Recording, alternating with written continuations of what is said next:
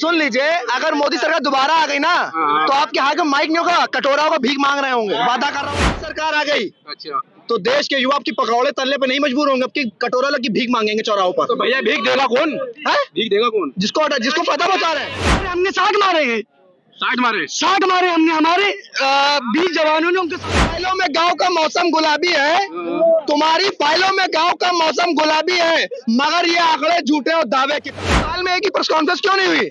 Media से डरते हैं क्या? अब तो पैसा पहुंचा देते हैं मोदी जी। भैया मीडिया से डरते हैं क्या मोदी जी? 9.5 साल हो गए, प्रेस कॉन्फ्रेंस नहीं कर पाए हैं। भैया ये जो हमारे पड़ोसी मुल्क हैं जैसे पाकिस्तान, चाइना हो गए, इन सबको पता होगा, ठीक है, कि मोदी जी ने क्या कर दिया। यही मोदी जी हैं जिन्होंने एयर स्ट्राइक करी, सर्जिकल स्ट्राइक करी, ठीक है। आज साहब समझ लीजिए कि पूरे भारत देश में, पूरे भारत में और पूरे विश्व में मोदी जी का डंका प्लस भारत का डंका हर जगह बज रहा है, ठीक है, हर जगह बज रहा है, बिल्कुल बज रहा है। क्योंकि जो कोविड ऐसा बज रहा है भैया, जो कोविड पीरियड आया, कोरोना टाइम आया, उसमें भी भारत ने आगे बढ़ के, ठीक है, बढ़ चढ़ के हिस्सा लिया और पूरे विश्व में। लेकिन एक आरोप सरकार पे ये लगता रहा कि देश के मतलब गंगा किनारे लाशें सड़ती रही और लोग ऐसी लाशें फेंकते रहे, क्योंकि सरकार के द्वारा कोई भी व्यवस्था नहीं करी गई। तो आपको क्या लगता है, आप कोरोना के ऊपर एक ऐसा क्रेडिट ले रहे हैं? मुझे समझ नहीं आ रहा है। 2014 के पहले पीपीई किट हमारे पास इतनी थी, ठीक है, हमारे पास ऑक्सीजन की संख्या कितनी की, आईसीयू अब आप देख लीजिए, ठीक है। मार्क्स सुनिए, मार्क्स हमारे यहाँ पे 3.5 लाख थे, अब आप देखिए कि मतलब कि सारी चीजें जो कोविड टाइम हमारे पास पीक आया, आप समझ लीजिए कि भारत जैसे देश में जहाँ पे सबसे ज्यादा जनसंख्या थी, ठीक है ना, जनसंख्या में सबसे ज्यादा जनसंख्या होने के कारण भी भारत में हमारे जो भी सारी चीजें फॉलो अप करी गई, हमारी जो आम जनता है उसने भी बहुत फॉलो किया, ठीक है। तो उससे पूरे कोरोना में जहाँ तक कि विदेश में WHO ने कह दिया था कि भारत पूरा त्रयमाम हो जाएगा, लेकिन उसके बाद भी हम लोग ने सरवाइव किया और हम लोग आज ऐसी स्टेज पे खड़े हुए हैं कि जिसमें पूरा विश्व में टंका बज रहा है। अगर उस वक्त कांग्रेस की सरकार होती तो क्या होता? जी, उस वक्त कांग्रेस की सरकार होती, क्योंकि मैं हमारी बात सुनिए, क्योंकि हमारी जो विदेश नीतियां थी, विदेश नीतियां का ऊपर पूछ रहा हूँ मैं, विदेश नीति के ऊपर अभी बात। तो भैया सुन तो लीजिए, जिस चीज की हमारे पास कमियां थी और जिस चीजों की विदेशों में कमियां थी, उनकी कमी हमने पूरी करी, उन्होंने हमारी कमी पूरी करी। पूरी नहीं कर पाए। इन्होंने कहा है कि देश में मोदी सरकार थी इसलिए कोरोना के टाइम पर देश सर्वाइव कर पाया है। अरे सुन लीजिए, अगर मोदी सरकार दोबारा आ गई ना तो आपके हाथ में माइक नहीं होगा, कटोरा होगा, भीख मांग रहे होंगे। वादा कर रहा हूँ आपसे,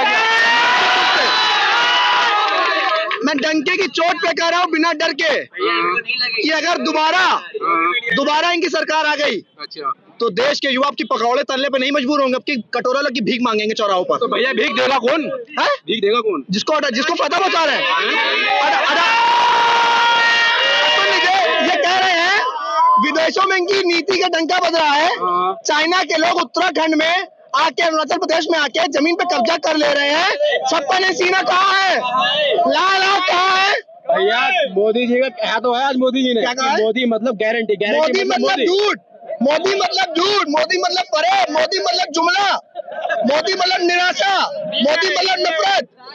कह तो रहा हूँ भैया, आप एक सारी सरकार पे एक शायरी कहना चाहता हूँ, नहीं सरकार पे एक शायरी कहना चाहता हूँ। तुम्हारी फाइलों में गांव का मौसम गुलाबी है, तुम्हारी फाइलों में गांव का मौसम गुलाबी है, मगर ये आंकड़े झूठे और दावे किताबी है, मगर ये आंकड़े झूठे और दावे किताबी है। ये शायरी है ना, देश के कायर प्रधानमंत्री नरेंद्र मोदी को कह रहा हूँ।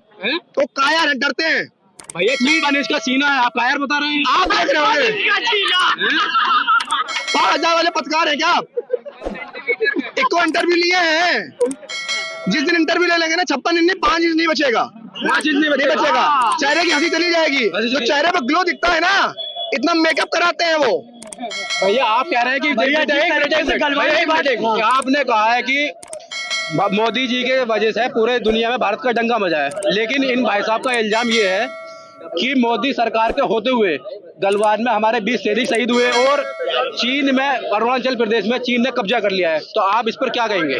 भैया हमारे प्रिय भाई को शायद ये पता नहीं है कि इंटरनेशनल मीडिया की खबर में ये आया हुआ है कि हमारे 20 मारे, हमने 60 मारे हैं।